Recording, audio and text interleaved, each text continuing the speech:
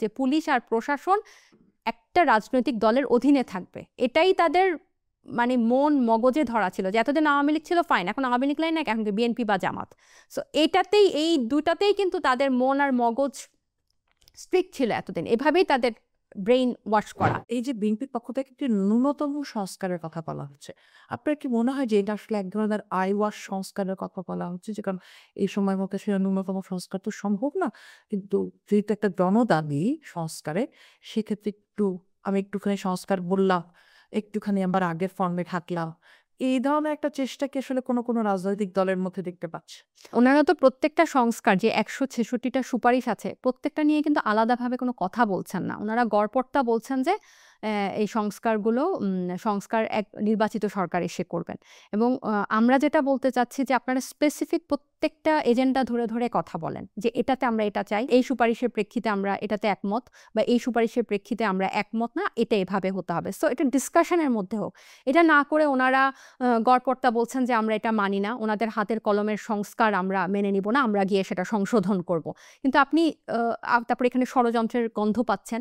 আপনি জানেন যে কিছুদিন আগে জাতিসংঘের মহাসচিব যখন বাংলাদেশে এসেছিলেন, উনি কিন্তু বাংলাদেশে গণতান্ত্রিক একটা উত্তরণ এবং এই সংস্কার প্রক্রিয়ার প্রতি কিন্তু গভীর আগ্রহ দেখিয়েছেন। এবং তাহলে কি জাতিসংঘ ষড়যন্ত্র করছে যে নির্বাচনের বিপক্ষে? এবং ওখান থেকে বের হয়ে এসে, মিটিং থেকে বের হয়ে এসে জনাব মির্জা ফখরুল ইসলাম আলমগীর বলেছেন যে কেন এই বৈঠক উনি বোঝেন নাই। তারপর জনাব মির্জা আব্বাস বলেছেন যে এই যে হাতের কলমের সংস্কার আমরা মানব না, আমরা গিয়ে পরে সংশোধন করব।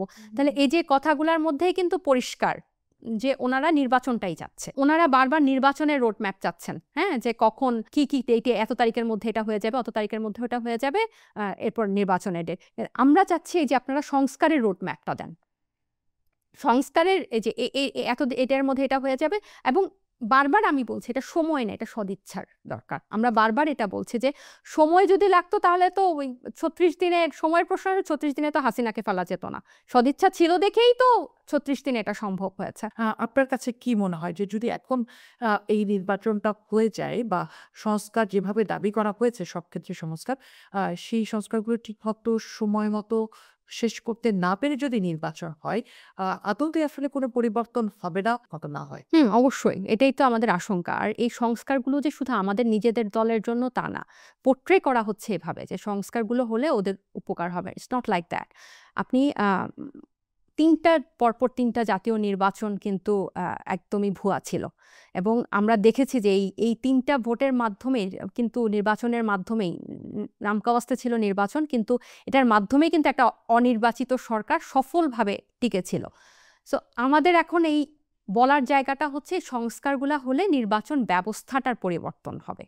নির্বাচন কমিশনের সংস্কার দরকার, জনপ্রশাসনের সংস্কার দরকার, পুলিশের সংস্কার দরকার, যারা এই নির্বাচনটার সাথে জড়িত, এই নির্বাচন ব্যবস্থাটার প্রতি জড়িত। এটা এমন না যে শুধু নির্বাচন কমিশনের সংস্কার হলে আমাদের উপকার হবে। এটা তখন প্রত্যেকটা দল একই লাইনে এসে যাবে। এইবার সুষ্ঠু নির্বাচন হবে। আমাদের এই সংস্কারগুলোর মধ্যে আপনি যদি, আমি কয়েকটা উল্লেখযোগ্য বলতে চাই, যে আমরা নির্বাচন কমিশনকে দায়ী জবাবদিহিতার আন্ডারে আনতে চাই। তারা কিন্তু এটার বিরোধিতা করছে। বিভিন্ন দেশে কিন্তু, ইংল্যান্ডে আছে, অস্ট্রেলিয়াতে আছে, যে নির্বাচন কমিশনারদেরকে সংসদীয় সর্বদলীয় কমিটির আন্ডারে জবাবদিহি করতে হয়। আমাদের এখানে কি হয়, নির্বাচনের ফলাফল গ্যাজেট আকারে প্রকাশ হয়ে গেলে কিন্তু তাদেরকে আর ধরাছোঁয়া যায় না। তো আমরা বলছি যে মানে আমরা বলতে সংস্কারে যেটা আছে, সুপারিশে যেটা আছে, সেখানে আছে যে যদি আপনি ৪৮ ঘন্টার আগে নির্বাচনের সুষ্ঠুতা, স্বচ্ছতা, গ্রহণযোগ্যতা, বিশ্বাসযোগ্যতা নিয়ে আপনি একটা গণবিজ্ঞপ্তি দিবেন গেজেটের আগে। কারণ গেজেট হয়ে গেলে তো তারা সব দোষ রিটার্নিং অফিসারকে দিয়ে দেয়, কিন্তু তারা বলছে যে না, আমরা তো সংবিধানের আন্ডারে শপথ নিয়েছি, আমরা সংবিধানের আন্ডারে আমাদের হবে, এবং মেয়াদ পরবর্তী আমাদেরকে বিচার ওই সুপ্রিম জুডিশিয়াল কাউন্সিলের আন্ডারে হবে। সো এই যে পরিবর্তন। তারপর পুলিশ এই প্রশাসনকে ব্যবহার করেই তো তারাই তো নির্বাচনটাকে ম্যানিপুলেট করেছে। এখানে তো ওটা দিনের আলোর মতো পরিষ্কার। তা আমরা চাচ্ছি যে তাদের সংস্কার হোক। কয়েকজন ডিসিকে ওএসডি করে বা অবসরে পাঠিয়ে কিন্তু এই ব্যাপারটার সমাধান হবে না। আপনি কিন্তু দেখেন যে ডিসি নিয়োগ পরীক্ষায় কিন্তু এবার 49% অ্যাবসেন্ট ছিল। কেন?